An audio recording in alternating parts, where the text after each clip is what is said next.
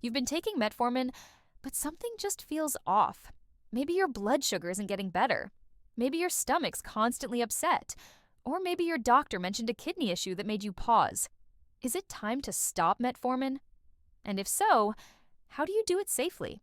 In this video, you'll learn the top signs that metformin isn't working anymore, the medical reasons people need to stop, and how to come off it the right way. Because stopping too fast can actually do more harm than good. I'm a licensed pharmacist, and I help make health advice simple.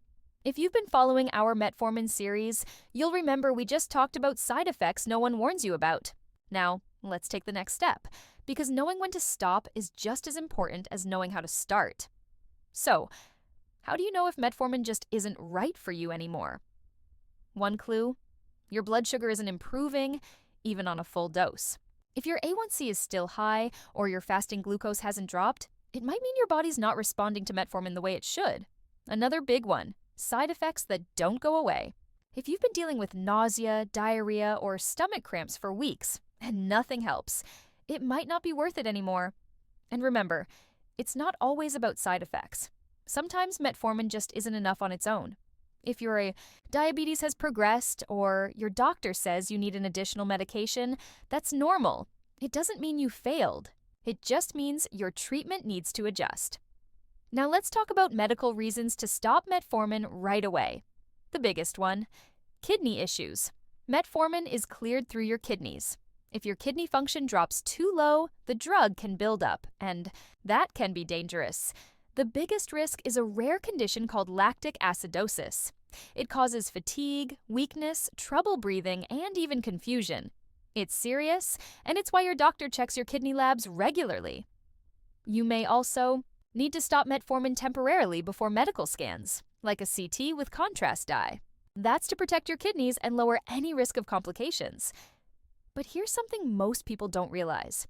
You should never stop metformin suddenly unless your doctor tells you to. Stopping cold turkey can spike your blood sugar, especially if you don't have a backup plan.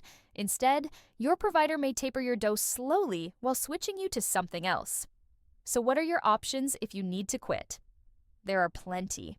If you're using metformin for blood sugar, your doctor might recommend something like Ozempic, an SGLT2 inhibitor, or even insulin, depending on your needs. If you're taking it for PCOS or weight management, there are other medications and lifestyle approaches that can support those goals, too. Here's the takeaway: metformin is a great medication for many people, but it's not one size fits all. If it's not working for you, or if your health has changed, talk with your provider. And if it's time to stop, do it gradually, safely, and with a clear plan. And yet, our next episode, we're tackling something that's made national news. Metformin recalls. Is your medication contaminated with something dangerous?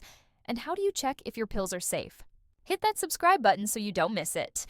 And if this video helped you understand metformin better, give it a like, drop your questions in the comments, and make sure you're subscribed to Pharmacist Online for more clear, trustworthy health advice. See you in the next one.